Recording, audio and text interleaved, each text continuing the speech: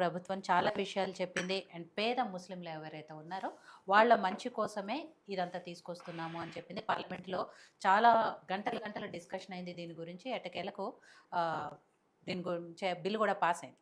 But కానీ సుప్రీంకోర్టుకి వెళ్ళింది. రకరకాల పిటిషన్లు అందులో నమోదవటంతో సుప్రీంకోర్టు విచారణ చేపట్టింది. దీని మీద ఇంకా వారం రోజులు గడువు కూడా కేంద్ర ప్రభుత్వం అడిగింది కాబట్టి ఎలాంటి వాదనలు వినిపిస్తారు, చివరికి అల్టిమేట్గా ఏం జరుగుతుంది అనేది మొత్తం సర్వత్రా చర్చ జరుగుతున్న పరిస్థితుల్లో పిటిషన్లలో వచ్చిన దాఖలైన మెయిన్గా వస్తున్న అభ్యంతరాలు ఏంటి, కేంద్ర ప్రభుత్వం దీని మీద ఎలాంటి సమాధానం ఇవ్వనుంది? ఇలా అభ్యంతరాలు ఏంటంటే సుప్రీంకోర్టు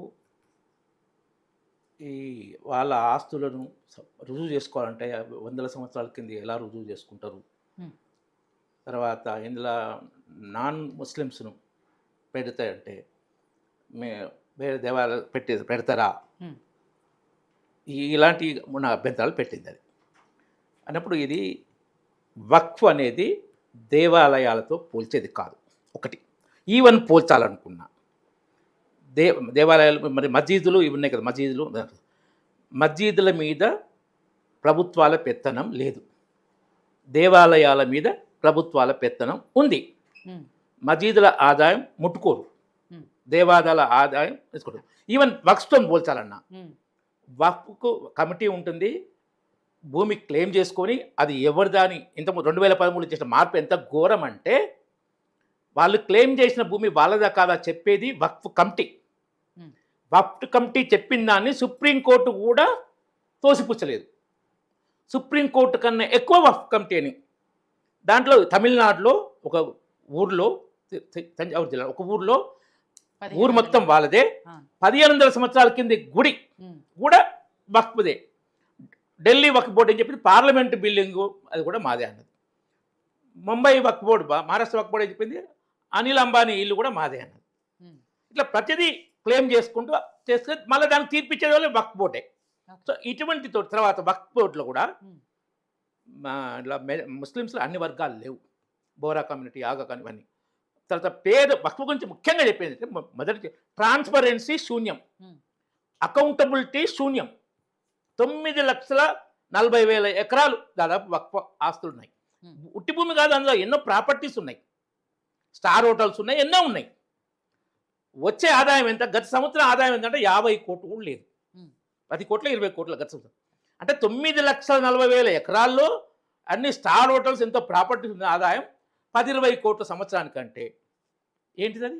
మన కేసీఆర్తో పోల్చుకోవద్దు, కానీ కేసీఆర్, చిదంబరం, తర్వాత శరద్ పవార్ బిడ్డ ఉంది కదా సుప్రియా సూలే, వాళ్ళు అంటే బాల్కనీలనే కోట్ల విలువైన పంటలు పండిస్తారు, వాళ్ళ ఇన్కమ్ ట్యాక్స్ అది వేరే విషయం. కానీ మామూలుగానైనా ఎకరానికి 20-25 వేలు ఆదాయం అనేది జనరల్గా యావరేజ్ ఇక్కడ 20,000 ఆదాయం అనేది.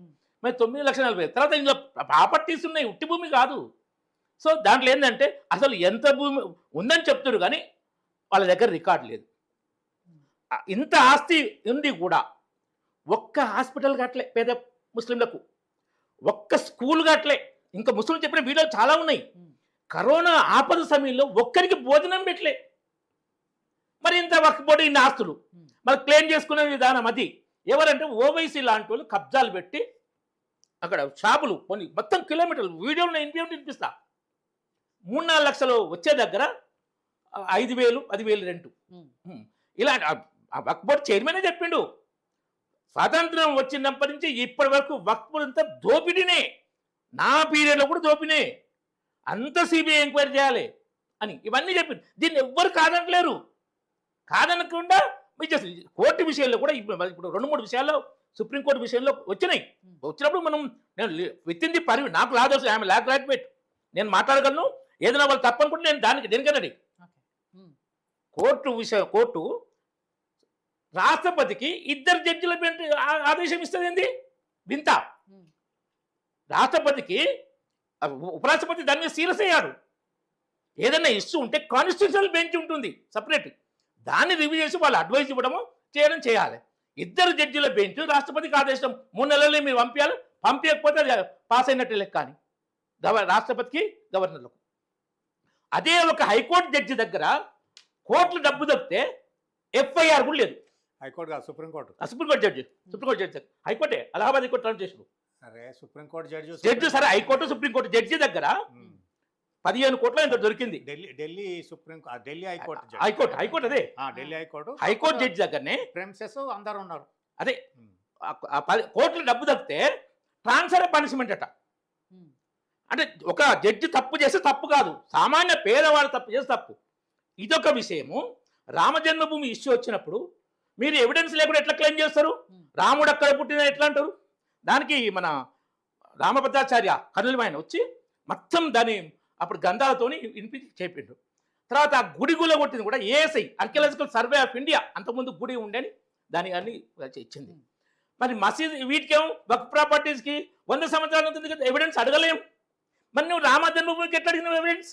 ఇవన్నీ ఇప్పుడు కోర్టు మీద ఇది సుప్రీం కోర్ట్ ఆఫ్ ఇండియానా ఏంటిది అని అడుగుతుంది. సో ఇప్పుడు కోర్టు దీంట్లో కూడా అడిగిన దానికి కేంద్ర ప్రభుత్వం ఏం చెప్పిందంటే, మీరు స్టే ఇవ్వద్దు, కేంద్ర ప్రభుత్వం రిక్వెస్ట్ చేసింది, మేము స్టే ఇవ్వం, మీరు వెంటనే అమలు చేయొద్దు, నెక్స్ట్ హియరింగ్ మేము అమలు చేయం. ఇది చెప్పింది. ఓకే. మీరు స్టే ఇవ్వద్దు, మీరు immediate గా ఇంప్లిమెంట్ చేయరు. చేయొద్దు. రెండింటికి అగ్రి అయినాయి. వాళ్ళు కొన్ని అడిగిండు కోర్టు, మాకు కొంత టైం కావాలి.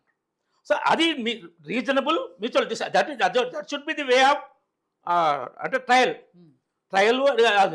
అది మంచిది, దానికేం లేదు. కానీ అందుకని అక్కడ చేసిన కొన్ని కాబట్టి ఇంకోటి దీంట్లో నాన్ ముస్లిం పెట్టడం అంటే వీళ్ళు క్లెయిమ్ చేసేది ఎవరిది? వక్ఫ్ బోర్డు, హిందువుల ప్రాపర్టీ. దాని మీద జడ్జిమెంటు ఇచ్చే దాంట్లో హిందువులు ఉండకూడదు. ఇదేంటి పద్ధతి? నీకు ఏ దేవస్థానం ఏదన్నా ప్రాపర్టీ క్లెయిమ్ చేస్తుందా? ఏ దేవస్థానం టీటీడీ తీసుకోండి, తిరుమల తిరుపతి దేవస్థానం, ఇది మా భూమి అని దానికి నిర్ణయం ఇచ్చే అధికారం ఉందా? లేదు కదా. వక్ఫ్ బోర్డుకి ఇప్పటికీ ఉంది అధికారం. ఇప్పటికీ అమెండ్మెంట్ తర్వాత కూడా ఉమ్మీద్ యాక్ట్కు ఆ అధికారం ఉంది. దాన్ని 90 daysలో కోర్టులో ఛాలెంజ్ చేయొచ్చు. మరి ఆ అంటే జ్యుడిషియరీ పవర్స్ లేని దేవస్థానాలను జ్యుడిషియరీ పవర్స్ ఉన్న వక్ఫ్ బోర్డుతో ఎట్లా కంపేర్ చేస్తాం? ఇది కామన్ మ్యాన్ అడుగుతున్న సుప్రీంకోర్టు జడ్జిలకి ఇద్దరు గీత తెలవదా? ఏ దేవస్థానానికి జ్యుడిషియల్ పవర్స్ లేవు. దేవస్థానాలు పూర్తిగా ప్రభుత్వ ఆధీనంలో ఉన్నాయి. దేవస్థానాల ఆదాయం ప్రభుత్వం తీసుకుంటుంది, వక్ఫ్ బోర్డు ఆదాయం ప్రభుత్వం తీసుకుంటుందా? వక్ఫ్ బోర్డు ఇన్ని లక్షల ఎకరాల భూమి పెట్టుకొని జీతాలు ఇవ్వలేని పరిస్థితి మళ్ళీ ప్రభుత్వాలే ఇస్తున్న డబ్బులు. వాళ్ళు పేద ప్రజలకు సహాయం చేయరు, ఉద్యోగులకు జీతాలు ఇవ్వరు, ఎంతుందో తెలియదు, అకౌంటబిలిటీ లేదు. ఓవైసీ లాంటి పెద్ద బడా వాళ్ళు దోచుకు తింటుంటే ముస్లింల పేరు మీద 1700 కంప్లైంట్లు వచ్చినాయి మోడీ గారికి ముస్లింల నుంచి. ఓన్లీ ముస్లిం ఇచ్చిన కంప్లైంట్ నెంబర్ 1700. వక్ఫ్ బోర్డు మాకు ఇంత అన్యాయం చేస్తుందని. అది విన్నాకనే దీన్ని అమెండ్మెంట్. తర్వాత సచార్ కమిటీ 2006లో సచార్ కమిటీ కూడా ఈ వక్ఫ్ బోర్డు ఏంది, దాని ఆదాయం ఏంది, ఏ గందరగోళం ఉంది, ముస్లింలకు ఏం చేస్తుంది, దీన్ని అమెండ్ చేయాలని సచార్ కమిటీ కూడా రికమెండ్ చేసింది. అంతకుముందు 95లో కానీ 2013లో కానీ వాళ్ళు అమెండ్ చేసినప్పుడు వాళ్ళు అమెండ్ చేస్తే తప్పు కాదు, బీజేపీ వాళ్ళు అమెండ్ చేస్తే తప్ప. వాళ్ళు అమెండ్ చేసినప్పుడు మరి ఏ సెక్యులరిజం దెబ్బ ఇప్పుడే సెక్యులర్ వస్తాయట.